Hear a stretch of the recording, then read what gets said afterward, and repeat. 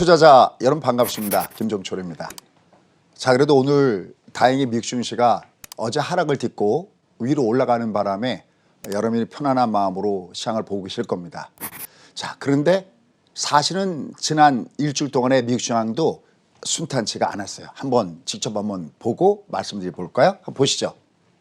자, 한번 보시면 주가의 흐름이 지금 작년 3월 달 이후에 주가가 이렇게 큰 폭으로 주가가 이렇게 위로 올라와 있습니다. 위로 올라와 있는데 최근에 일주일 동안의 주가의 흐름의 모습을 보면은 거의 여기서 왔다 갔다 하는, 좀 크게 확대해서 보인다면은 하락과 반복이 왔다 갔다 하면서 소위 이걸 우리가 변동성 구간이다라고 얘기를 하죠. 이 변동성 구간을 보면서 다음 주에 주시장도 이게 도대체 어떻게 흘러갈 것인가 굉장히 중요한 위치에 와 있습니다. 과연 우리는 어떻게 해야 수익을 올릴 수 있을 것인가 굉장히 중요한 위치에 와 있기 때문에 우리가 한번 살펴봐야 될 것 같습니다. 잠깐 우리나라 시장은 어떻게 됐느냐. 우리나라 시장도 아마 여러분들이 보셔서 아실 겁니다. 지난주 수요일이었었죠. 주가가 급락을 줬습니다. 지난주 수요일 날 주가 흐름을 보면요. 여기 수요일 날 주가가 무려 코스피 지수가 장주에 50포인트 이상 급락을 줬고 종가상도 거의 그 정도 근처에서 마감을 했습니다. 하락률을 보면 무려 마이너스 1.7% 주가가 하락을 보였고요. 그다음에 코스닥 같은 경우도 마찬가지죠. 주가가 장중에 12포인트 정도 하락했고 하락률도 역시 마이너스 1.2% 하락을 보였습니다. 그냥 대충 보더라도 우리가 저걸 뭐라고 그래요? 아마 한 번씩은 들어보셨을 겁니다. 이렇게 크게 주가가 빠졌을 때 이걸 우리가 장대 음봉이다라고 얘기를 합니다. 혹은 하락 장악형 여러분들이 배우신 것 따라 좀 다를 겁니다. 통상 이런 것이 나오면은 주가가 한 번 정도씩은 브레이크를 밟아주는 현상이 나타나거든요. 근데 여기서 끝나지 않고 한 번 더 놀라셨을 거예요. 바로 어제였죠. 어제. 여기는 장중에 여긴 종가상 거의 한 50포인트가 빠져서 끝났는데 아침에는 얼마가 빠졌냐? 마이너스 30포인트가 주가가 하락했었습니다. 아마 또다시 일반 투자자분들은 바로 지난 1월 11일이었었죠. 4조 원대의 매수가 들어오면서 일반 투자자들이 거의 3개월 동안을 긴 터널 구간에서 고생했는데 뭐 보고 놀란 가슴, 뭐 보고 놀란다고 또 한번 아마 가슴을 쓸어냈던 분들이 많이 계실 겁니다. 다행히 밑에서부터 위로 올라가는 모습을 보여줬습니다. 자, 여기서 한번 여쭙고 싶습니다. 어떻게 하셨나요? 잘 대응하셨나요? 만약에 지난주에 강의를 들으셨으면은 여러분들은 나름대로 잘 대응하시리라 생각하고 있습니다. 자, 오늘 아침에도 제가 항상 얘기지만 저희 수강생분들이 이 방송을 같이 보고 계시고 또 여러분 중에서도 수강생이 아니어도 아마 이 방송 보고 계실 텐데요. 먼저 결론부터 얘기한다면은 장이 이렇게 급락하는 이날, 마이너스 50% 빠진 날 있죠. 요날 저희가 수강생들하고 요때 매수 플레이를 가지고 급락장에 매수 플레이 가지고 마감을 했고요. 대신 그 다음 날은 물세비였었죠.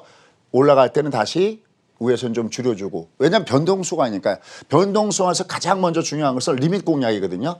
밑으로 급락을 줄 때 잡아버리고 약간 다음 주에도 이런 전략이 같이 돼야겠기 때문에 지금 제가 설명하고 있습니다. 그러니까 마이너스 50포인트일 때 종가에서 매수 플레이를. 그다음에 어제 같은 경우도 미리 아침에 빠지는 거 알고 있잖아요. 미국 증시가 빠졌으니까. 딱 한 가지였어요. 도망가지 마십시오라는 거였어요. 왜? 이 장은 여기서 끝나지 않습니다라는 말씀이었죠. 자, 그래서 한번 팩트 체크부터 한번 해보도록 하겠습니다. 자, 그럼 이제 중요한 거예요. 이 장이 이렇게 급락을 주면서 내려갔을 때 이게 왜 빠졌는지를 알아야 되잖아요. 여러분들 왜 빠졌는지 혹시 수요일 날 조사해 보셨어요? 아마 거의다가 이렇게 나와 있었을 거예요. 글로벌 팬데믹 우려, 코로나19 재현 우려. 근데 이게 어제 오늘의 일인가요? 그거 하나만 갖고 이렇게 50포인트나 빠지고 하는 거를 설명할 수 있을까요? 설명할 수 없을 겁니다. 드디어 뭐가 시작됐느냐. 지난주 예고했죠. 예고되어 있는 소위 급락장들이 이제 오기 시작했다라는 거예요. 이제 중요한 것은 내가 그 급락장이 왔을 때 어떻게 할 것이냐는 겁니다. 자, 그러면 먼저 지난주에 나타났던 도대체 이게 왜 이렇게 나타났는지 이걸 알아야 되고 그걸 그 이유를 알아야 이번 주에도 어떻게 되는가를 알고 대응할 수 있을 겁니다. 자, 그래서 찾아보면 아마 그 원인을 연필이 눈치채신 분들이 계실 겁니다. 야, 너 왜 이렇게 빠졌니? 보니까 다른 데서 이유를 찾기보다는 소위 이익 실현 매물들이 쏟아져 나온 겁니다. 어떻게? 이렇게요. 지난주 한번 보시죠. 지난주에 보시면 기관 투자가들이 제가 맨날 얘기하지만 기관 투자자들이 수요일 날 무려 얼마를 때렸느냐.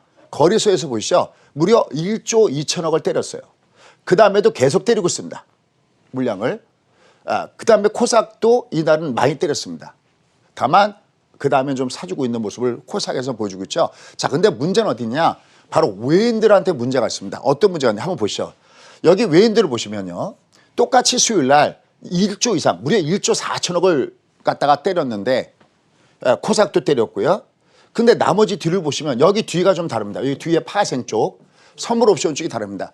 어떻게 때렸냐면 여기 선물이 매도면 포션이 어떻게 되는지 아시죠? 내리가는 데다가 비중을 둔 거죠. 소위 쇼트 포션이라고 하죠. 그죠? 선물을 매도 때리고 콜도 매도 때리고 풋도 매수했습니다. 아마 조금씩 공부하시는 분들은 야, 그냥 모두가 왕창 얘네들은 뭐 완전히 올인 매도 쪽이 있구나라는 걸 느낄 겁니다. 그렇습니다. 왕창 때렸습니다. 그 다음에도 계속 여전히 매도 규모를 늘고 있습니다. 여러분들 과연 월요일 날 어떻게 될까요? 오늘 미국시장이 올라가서 당연히 아침 시초가는 위로 뜨겠죠. 어떻게 될까요? 여러분 과연 어떤 매매를 과연 준비하고 계십니까? 그러려면 지금 현재 빅픽처의 그림을 여러분들이 알고 매매를 해주는 것이 필요하다는 겁니다. 자, 그러면 역시 기본적인 가장 큰 빅픽처의 그림의 매매를 한번 보도록 하겠습니다. 자, 우리의 지난 매매 전략이 어떤 거였습니까? 자, 한번 보시죠. 여러분들 우리가 이 밑바닥에 있을 때, 그러니까 주가 이렇게 밑으로 급락을 줬을 때, 이렇게 급락을 줬을 때는 이렇게 이런 말씀 드렸죠. 저처럼 저와 같은 속칭 전문가라고 하는 사람들이 TV 나와서 이렇게 방송을 드리는 그 사람들의 의무는 뭐냐? 의무와 책무는 뭐냐? 이렇게 급락을 줬을 때, 여러분들이 패닉에 빠졌을 때 이 장이 어떤 성격으로 빠져내려간지를 보고 그것이 괜찮으면 여러분들 진정시키는 것이 바로 목적이 달렸습니다. 그래서 실제적으로 이거 보시면은 2020년도는 3월이 바닥이었는데 2021년도는 바로 여기가 바닥점이다 해서 말씀드렸다고 그랬고요. 특히 폭락이 올라면 중국이랑 같이 오는데 중국이 지금 폭락 올 위치는 아니야. 그래? 그렇다면 4월 이후가 기회가 되겠구나 해서 이 밑에는 매수하고 있고요. 그다음에 지난주, 이게 딱 지난주 주가죠. 지난주 이렇게 올라갈 때 또 누구나가 위를 보고 있다고 그랬죠. 18급 때 합창이다라고 했습니다. 항상 모두가 다 위를 보고 있을 때는 장 한번 폭락이 와. 우리 그거 조심해야 돼요. 라고 말씀드렸습니다. 그래서 바로 요 위에 타이틀이 있었죠. 바로 요 내용입니다. 예고된 하락장이 온다. 예고된 하락장이 이 중간중간 이제 오늘 그 앞에를 보면 한 50폰트씩 빠지고 아침에 30폰트씩 빠지고 이런 장이 드디어 스타트가 걸린 겁니다. 근데 사실 이게 이상한 그 상황이 아니에요. 이게 왜 그러냐면 하나 기법을 하나 설명한다면 얘가 부위홈에서 걸리면 이렇게 내려왔다가 부위홈에서 걸리면 항상 여기서는 물량을 터는 그 상황들이 발생합니다. 꼭 기억하셔야 됩니다. 매도 기법이 여러 가지가 있거든요. 첫 번째 장대음봉의 매도 기법이 있고요. 장대음봉으로 내간 다음에 장은 끝나지 않습니다. 다시 부위홈으로 파고 올라가요. 다만 거기서 이제 얘가 여기서가 중요합니다. 여기서 각도가 또다시 급락을 주느냐 안만하냐 아니면 완만하냐. 완만하면 또다시 한 단계 점프업합니다. 다만 그러려면 뭐가 필요하냐. 시간이 필요하다는 거예요. 내가 이런 걸 모르면 대응하지 못합니다. 다시 한번요. 수요일날 급락을 줬잖아요. 저희 수강생들은 도망가지 않았어요. 그리고 이것은 제가 항상 공유합니다. 왜? 유튜브에서 뿌려드려요. 그것도 장주에 미리 뿌려드립니다. 오늘 장이 급락하고 있는데 다음날 물쉐비가 와요. 이거 어떻게 보면 되냐면요. 우리가 강가에다가 돌을 세게 던지잖아요. 그러면 날아가던 돌이 물에 닿았어요. 그게 장대봉입니다. 그러면 물 속으로 쏙 빠져. 아닙니다. 들어줍니다. 들어주기 때문에 수요일날 종가에 과감하게 그것도 레버지 매수를 들어갈 수가 있었던 거예요. 그다음에 금요일날 또 주가가 또 30포인트 빠졌어요. 자본이득세 20에서 한 40% 거의 한 2배. 더군다나 100만 불 이상 100만 불이면은 우리나라 그 월급쟁이로 보면 월급쟁이로 할 수도 없죠. 한 11억 정도 엄청난 거죠. 무려 43.4%로 이걸 올릴 수도 있다. 그건 소식통을 통해서 나온 것이지 사실은 뭐 조바 대립에서 나온 것은 아닙니다.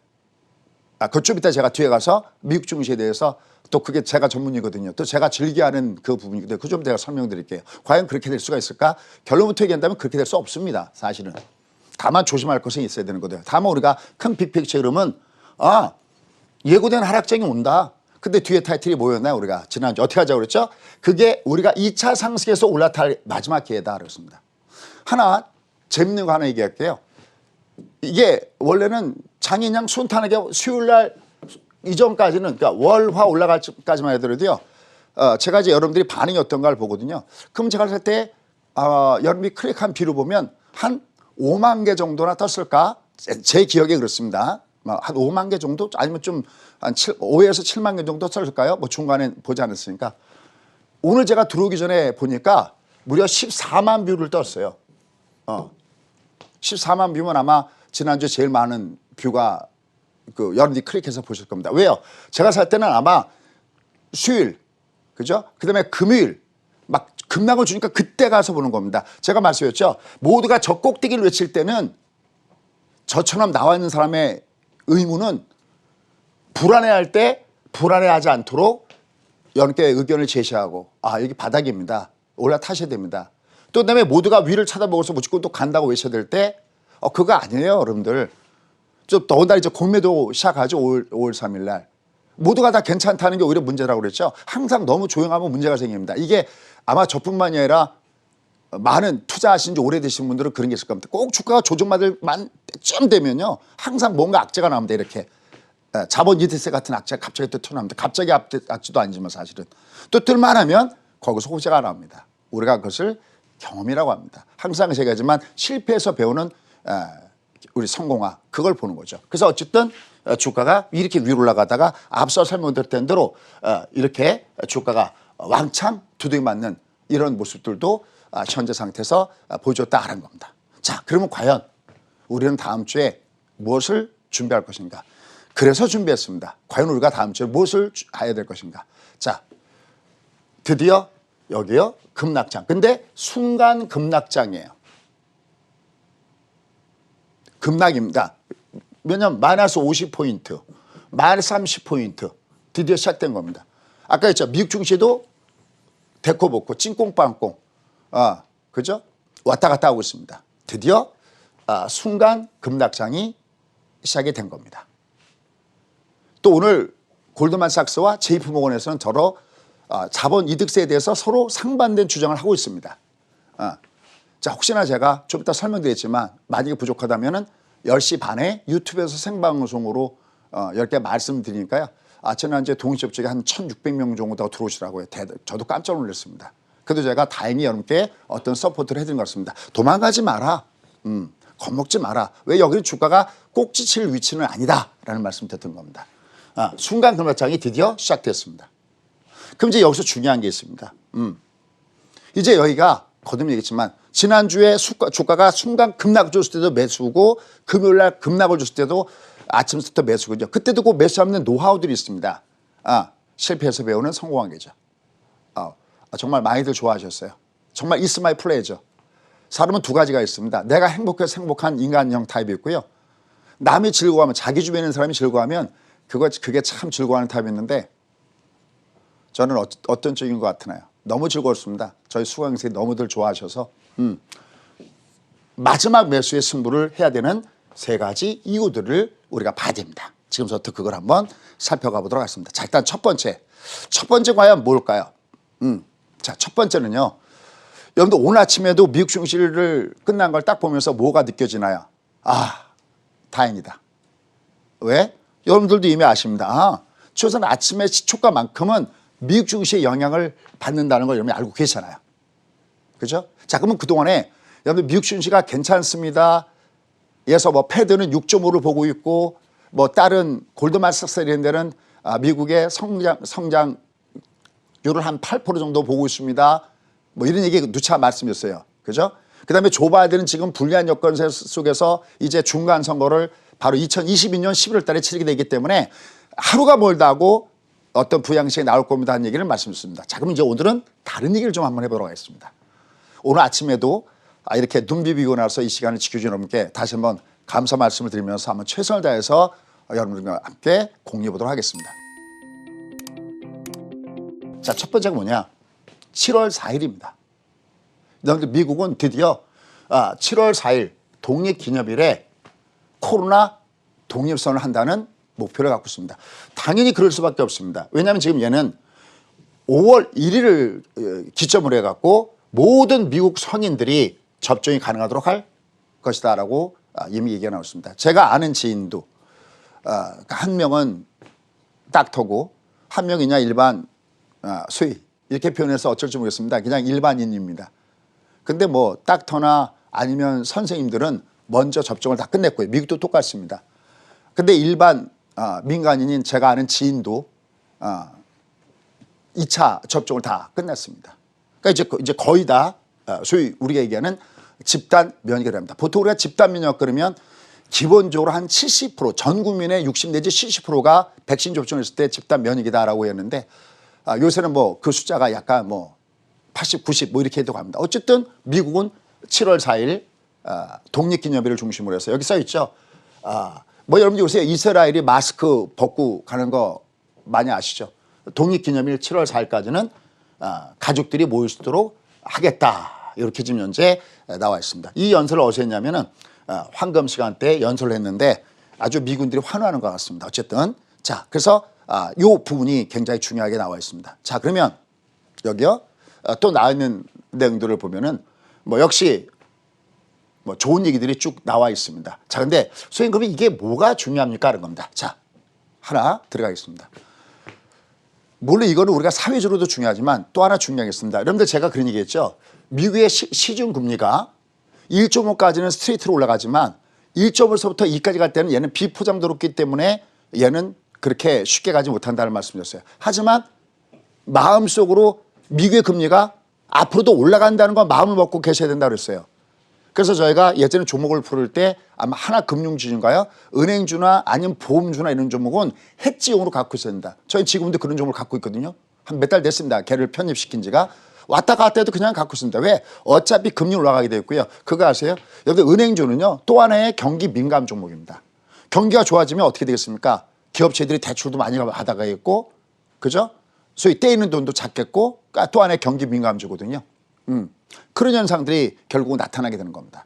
자, 그러면 이게 왜 금리랑 무상하냐? 보세요.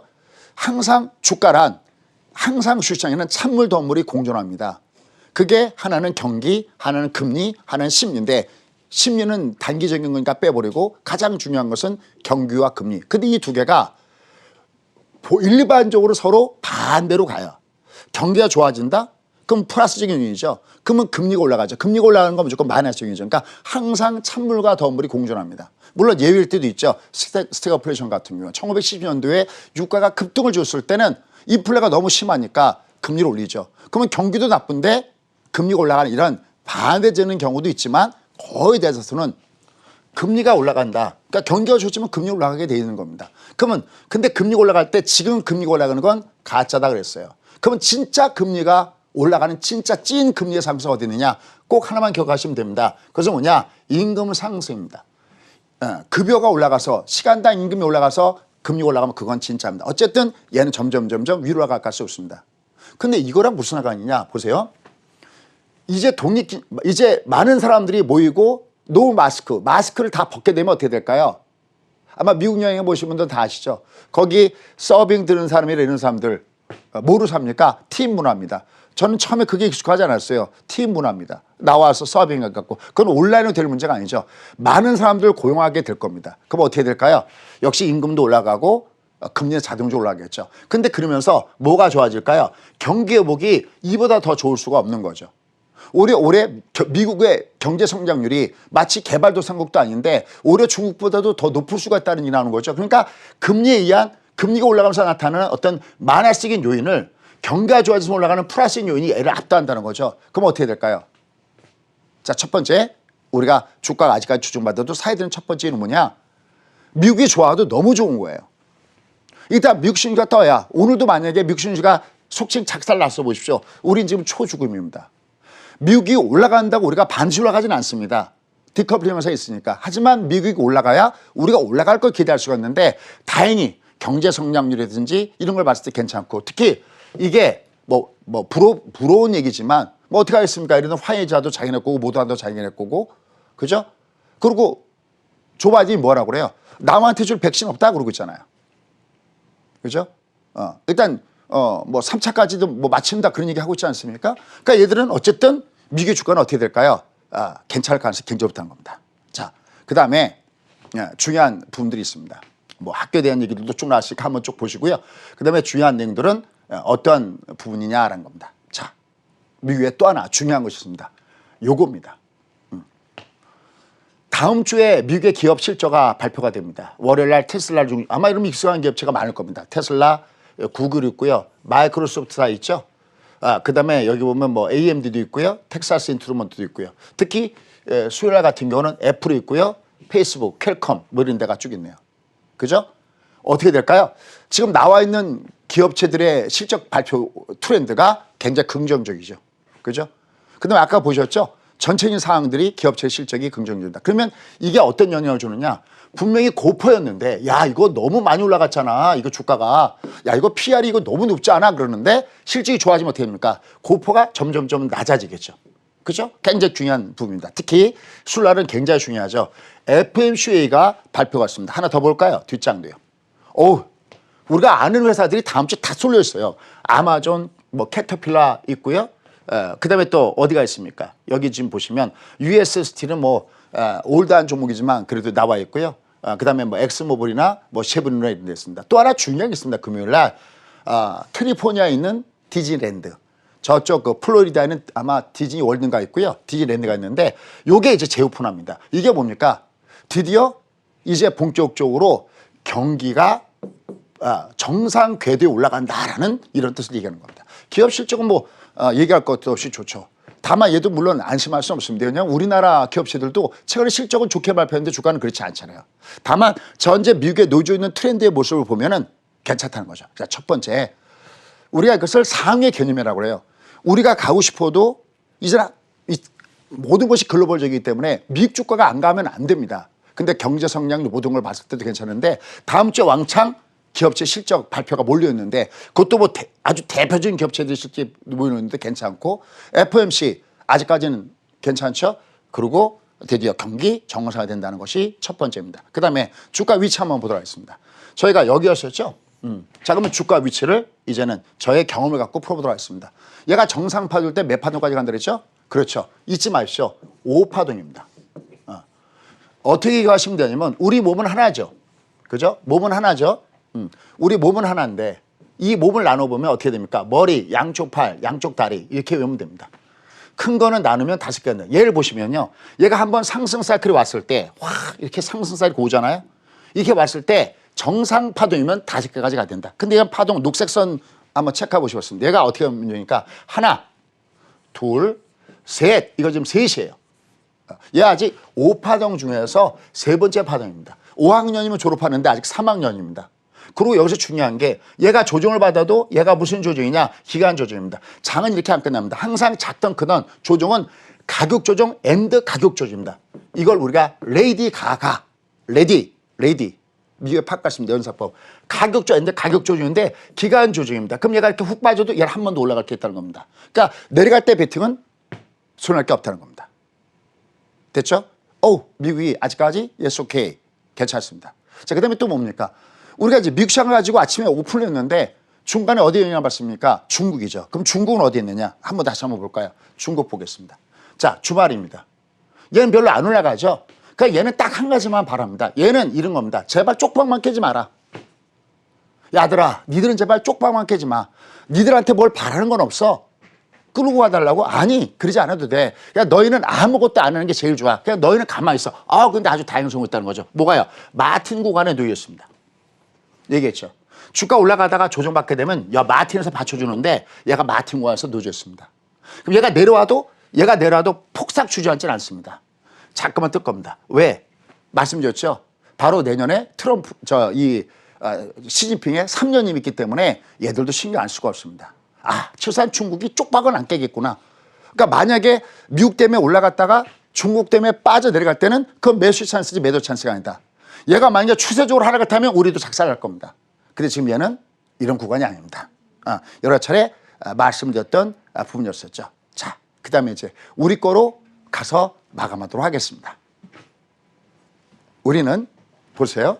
얘가 장대 음봉을 주고 내려갔을 때 우리가 두 번의 매수를 했습니다.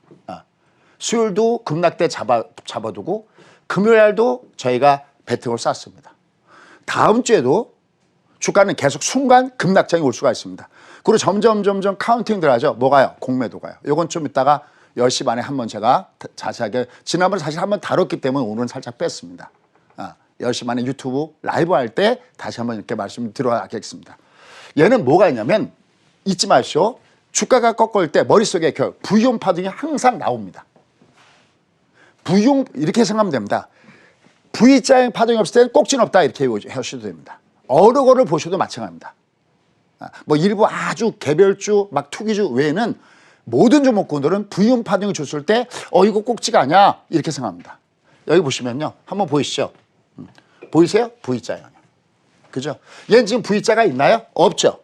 이거 무슨 소리냐면 자, 얘가 한번 내렸다고 칠게요. 만약에 다음 주에.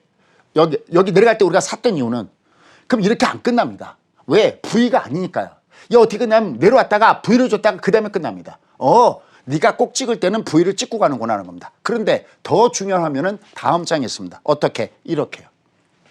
그래서 이거 뭔데요? 자, 구별하셨나요? 얘는 5일선이 V자입니다. 이땐 이건 마디예요. 끝난 게 아니라 진짜 진정한 꼭지는 어디서 오느냐? 바로 그 다음 장과 같은 겁니다. 어떻게 해요? 바로 20선입니다. 얘가 V를 줬을 때 이게 위험한 겁니다. 근데 지금의 주가 위치는 그렇지가 않습니다. 우리가 어떤 똑같은 상황이어도 시츄에이션에 따라서 그게 괜찮을 때가 있고 안 괜찮을 때가 있습니다. 임계치에 달았을 때, 그렇죠? 임계치에 달았을 때 거기다 물 조금만 부어도 물은 차 넘치죠. 하지만 물이 바닥에 있을 때는 물을 아무리 부어도 얘가 넘치지 않죠. 딱 거기입니다. 현재 주가 위치는 야 이제 모든 것이 끝났어 하는 위치에 만약에 공매도가 걸리고 모든 악재가 걸리면 얘는 폭락입니다. 근데 얘는 여전히 내려가면 받아칠 수 있는 그 심들이 있어요. 설령 이렇게 내려간다 하더라도 받아칠 수 있는 심이 있다라는 겁니다. 그걸 염두에 두시고 매매하셔야 됩니다.